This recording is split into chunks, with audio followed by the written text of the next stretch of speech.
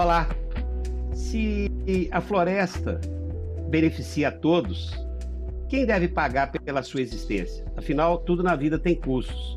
Hoje nós vamos conversar sobre um assunto que é do interesse de quem produz leite, de quem produz grãos, enfim, de quem produz alimento. Nós vamos conversar com o deputado José Silva e vamos conhecer o que ele está propondo para esse fundamental e importante assunto. Deputado José Silva, que prazer em recebê-lo aqui.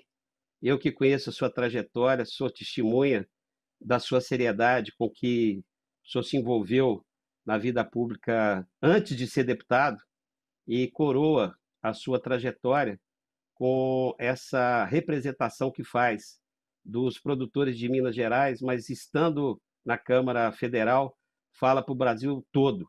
Muito obrigado por estar aqui conosco hoje. Paulo, eu que agradeço a oportunidade de poder conversar com você um pouco sobre os nossos desafios em relação à agricultura, temas que vão sinalizar o futuro da agricultura, dos mercados brasileiros, e principalmente com uma pessoa que eu tenho muita admiração, te acompanho já há quase 30 anos, a sua trajetória também na Embrapa, uma trajetória muito estratégica e brilhante que tem ajudado muito o nosso país. Muito obrigado, deputado. Como parlamentar, tendo assim a minha bandeira muito forte mesmo, a bandeira da assistência técnica, extensão rural, da agricultura familiar, e aí foi derivando outras bandeiras, como é o tema que nós vamos conversar hoje, da questão da sustentabilidade, dos serviços ambientais e da economia do futuro, que eu estou chamando, que é a bioeconomia, a economia verde com a tecnologia da informação. É uma bela história, uma história coroada de êxito, e eu vejo algumas marcas muito importantes na sua trajetória. A primeira é a noção de planejamento, coisa que falta muito no Brasil. Eu, como economista, valorizo muito as ações serem primeiro planejadas. A segunda questão, eu acho que é seu vínculo com a questão administrativa, procurar fazer com que o planejamento aconteça. E a terceira é conciliar o interesse econômico com o interesse social. E aí nós vamos fazer uma abordagem aqui que é ambiental, mas é, acima de tudo, também social e econômico. E aí eu vou te provocar. Eu tenho percebido que a gente está perdendo a narrativa do verde no mundo. A gente está perdendo isso. E perder essa narrativa é algo muito perigoso.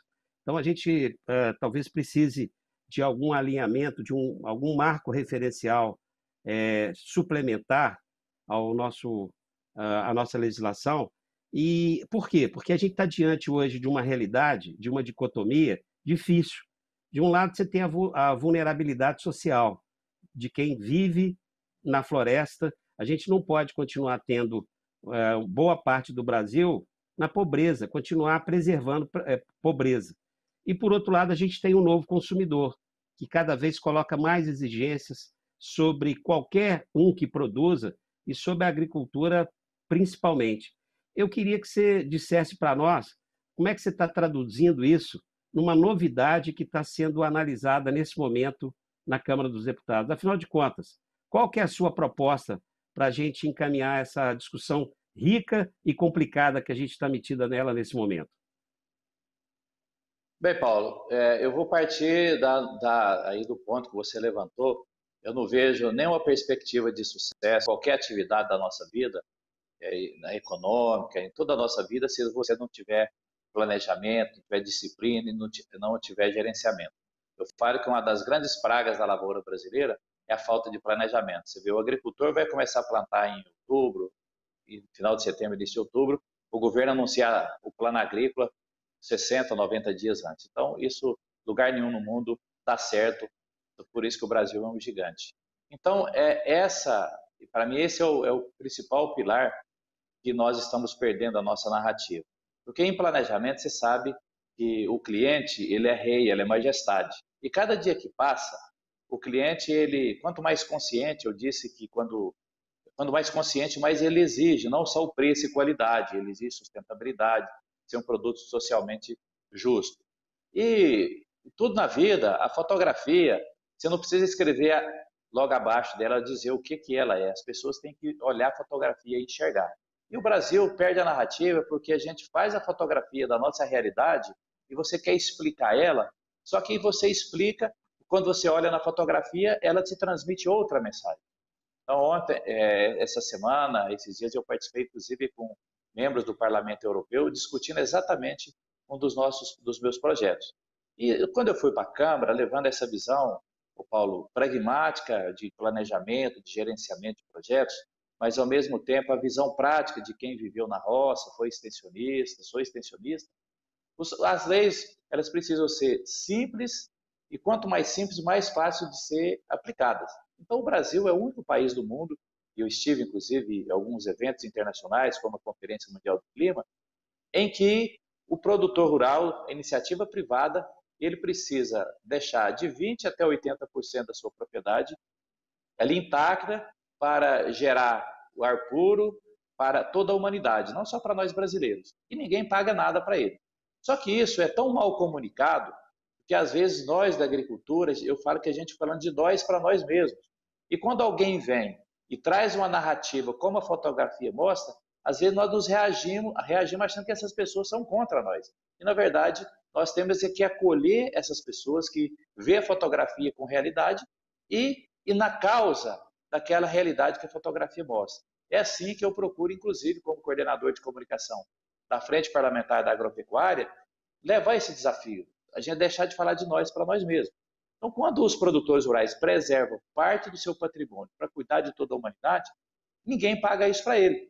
Assim também é o mundo. Você vê a Europa, os próprios Estados Unidos, quando você chega sobrevoando qualquer país da Europa ali, você vê que floresta nativa praticamente eles não têm. E aí eles querem que as nossas florestas permaneçam intactas, mas isso custa. Mas só que não é só chegar e falar para eles, vocês têm que pagar. Nós temos que combinar, é preciso ter uma narrativa diferente. Então, a partir daí, Paulo, eu comecei no Código Florestal, apresentei uma emenda, ela foi aprovada, tá, é o quesito 27 do artigo 3º, definindo crédito de carbono. E esse crédito de carbono são os gases que a floresta ela emite, que anula os gases de efeito estufa. E se uma fábrica produz qualquer tipo, automóvel, eletrodoméstico, qualquer produto industrializado, eles emitem gases de efeito estufa. E o crédito de carbono, ele compra para poder equilibrar. Uma pessoa, por exemplo, no seu trabalho aí na Embrapa, no escritório, é possível você calcular quanto que você gera de gases de efeito estufa. Quando o Código Florestal, que foi um grande avanço, em 2012 foi aprovado, eu estava no começo do primeiro mandato, a própria União Europeia colocou uma barreira. Qual que é a barreira? Qual que é a metodologia internacional para medir o crédito de carbono? Não tem. Se não tem essa metodologia, então eu procurei outro caminho. Qual que é o caminho mais simples? Você chegar numa roça, numa propriedade, você tem lá, vamos falar, igual fala na roça, um capão de mato, um pedaço de mato perto do córrego, perto da vereda, ou mesmo lá na croa, qualquer um lugar. Você mede ali o quanto que você tem de madeira naquela área. E cada 10 metros cúbicos dessa madeira, eu tenho um projeto, chama Patrimônio Verde, você gera um papel. Esse papel a gente chama de título, comercializado em bolsas de mercadoria. Então, com isso, eu simplifiquei, já que você não pode medir gases na atmosfera, mas eu posso medir o volume de madeira e eu posso derivar quanto que isso anula de gases de efeito estufa. Feito isso, ficou tão simples. O meu projeto começou chamando Crédito Floresta, depois, quando aprofundando os estudos, eu comecei isso em 2014, 2015, apresentei o projeto em 2017, aprofundando os estudos, eu vi que o Brasil é o segundo país do mundo a ter a maior cobertura vegetal nativa, e aí, como fala até, tem o presidente da Associação Brasileira dos Produtores Conservadores de Floresta, já existe essa associação, eles têm 385 mil hectares, já existem há 10 anos. Ele fala o seguinte, o projeto do deputado Zé Silva é muito bom porque ele não fiscaliza e não multa o produtor, mas ele premia o produtor e coloca o dinheiro direto no bolso do produtor. Por que ele coloca o dinheiro direto no bolso? Tanto quem tem qualquer problema ambiental, que tem ali, fazer um termo de ajuste de conduta, pode comprar esse crédito de floresta, como um cidadão comum, eu falo, ó, você que está no Rio de Janeiro, na zona sul do Rio, ou em qualquer grande cidade, grande capital, calcula quanto que você emite de gás de efeito estufa, em vez de ficar criticando sem conhecer a agricultura, economiza lá um refrigerante, qualquer um suco mesmo, ou uma cerveja, qualquer produto, ou um lanche, e compra por mês para você ter ali o carbono zero que a gente chama. Então, é muito simples. Os produtores reúnem, vê quanto que ele tem de maciço florestal, isso vira um papel moeda. A Febraban já apoia, tem 4 agentes financeiros do Brasil já, que também já aceitam esses créditos floresta que para garantir financiamento. A Comissão de Valores Mobiliários, que é a CVM, também já reconhece. E no projeto, a minha proposta é muito simples. O Ministério da Agricultura passa a coordenar essa questão de ver quantos créditos cada produtor tem pelo maciço florestal que ele tem. O Ministério da Economia passa a registrar isso na contabilidade nacional. Inclusive, o Ministério do Meio Ambiente lançou um Carbono Mais, muito parecido, meio que uma cópia do meu projeto, só que eles esqueceram de que o Ministério da Economia precisa colocar isso na contabilidade nacional. E o IBGE, eu consegui, Paulo, no IBGE já colocar ali a classificação disso como atividade agrícola. Então, por isso que eu afirmo, e a ministra Tereza Cristina sabiamente fala também, que para o Brasil continuar sendo uma potência mundial, não precisa arrancar mais nenhuma árvore, especialmente na Amazônia. Porque aí cultivar a árvore, ela ficar de pé, vai ser muito mais rentável do que você tirar a árvore e plantar outra cultura. Porque no meu projeto do Patrimônio Verde, a árvore de pé, a floresta de pé, é tratada como lavoura, como produto agrícola. E os consumidores pagam por isso, pela poluição que eles causam.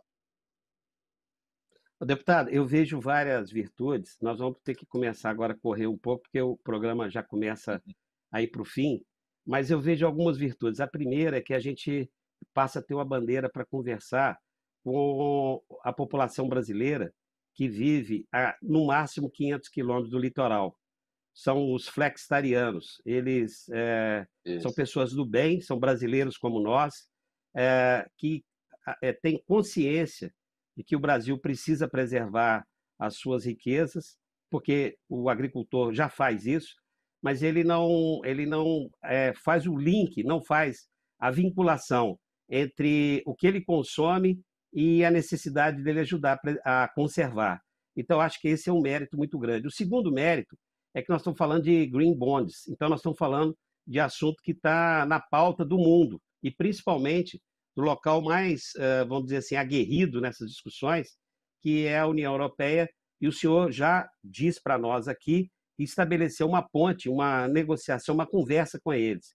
Mas eu acho que tem algumas coisas muito interessantes que o seu projeto traz. Primeiro, ele traz uma transparência muito grande e ele monetiza, né, um valor que até então não era contabilizado. E ao monetizar, a gente transforma efetivamente em riqueza. E aí tem uma virtude no seu projeto que é muito interessante, porque a concepção brasileira, não é da agora, é histórica, é sempre da punição.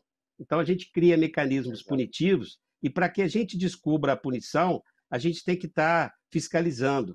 E o seu projeto, eu percebo que ele não é punitivo. Ele não é punitivo porque a ideia é fazer com que cada um de nós fiscalize a manutenção da árvore em pé, da floresta em pé, na medida em que você está colocando dinheiro no bolso do produtor. Esse eu acho que é um mérito brutal, porque junta várias questões mal resolvidas numa só, e eu fico perguntando como é que o senhor pretende transformar essa ideia, que hoje é um projeto de lei, em algo concreto. Vai demorar muito essa solução vir, porque ela é muito conciliadora e bom para todo mundo.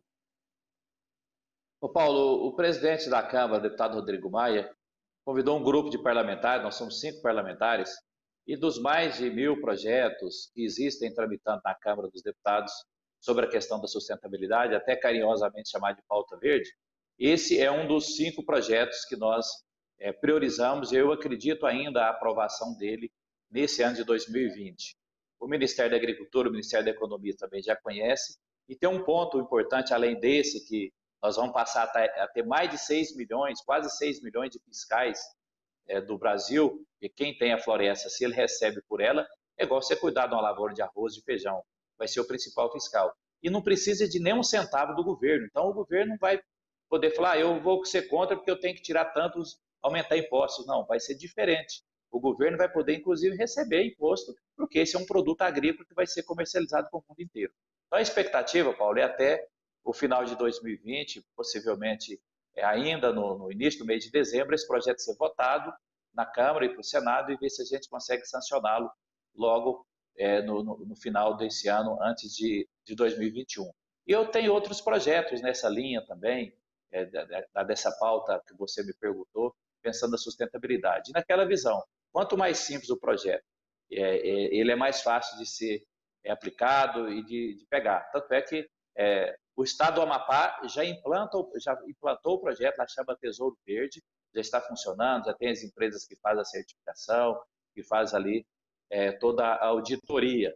Então, o que precisa é de uma lei nacional. Então, eu estou facilitando a vida de uma ideia, tudo que um deputado precisa fazer é pegar algo concreto que resolve um problema, tem uma potencialidade, e só para encerrar, na visão da União Europeia, eles colocaram como desafio ter a sua economia até 2050 com carbono zero. Então, tanto de gases de efeito estufa que eles emitirem, eles querem anular. Para isso, eles precisam comprar até 2050 1 trilhão de euros desses títulos verdes, os green bonds.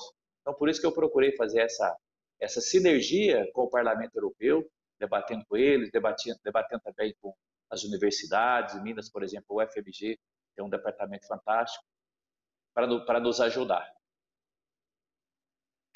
O que eu percebo é que isso está totalmente vinculado, não só à União Europeia, que é um grande mérito, mas principalmente une o Brasil. Nós voltamos a ter, com uma legislação como essa, a narrativa que estamos perdendo. E mais do que isso, nós estamos em consonância com o novo consumidor. Eu vou poder conversar com o pessoal lá de Florianópolis ou do Rio de Janeiro e falar, poxa, quer ajudar a preservar? Tem uma maneira muito simples, compra o Green Bond, que agora já é realidade. E as empresas também vão poder fazer isso, porque a gente sabe que produzir, sob qualquer aspecto, cria algum mecanismo de impacto negativo na natureza. Então, vamos compensar através dos Green Bonds. Eu creio que esse seja o principal objetivo seu e tomara que a gente, em 2021, consiga transformar em realidade. Mas eu queria também aproveitar... Sim, por favor. Não, o dia que eu fui apresentar o projeto, recentemente, eu deve estar uns 2 meses para o ministro Paulo Guedes, a hora que eu cheguei com o projeto, ele falou, não, mas você vai discutir com o Ricardo Salles, vamos chamar o Ricardo? Eu falei, não, ministro, agora eu estou falando com o senhor de economia, bioeconomia.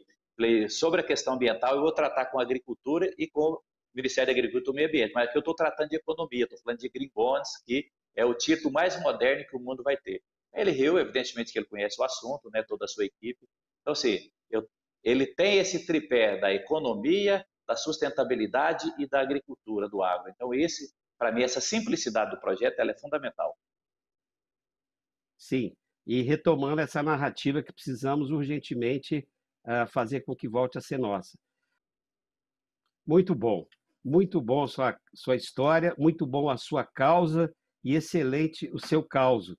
E o programa já acabou, eu queria te convidar para que a gente tivesse a oportunidade, ainda que à distância, fazer um brinde. E a melhor bebida para a gente fazer um brinde, eu não tenho dúvida, que é o leite. Então, por favor, vamos fazer um brinde à distância. Muito obrigado pela sua vinda aqui nessa oportunidade, nessa edição. Um grande abraço, deputado. Obrigado, Paulo. Um grande abraço. Um abraço a todos.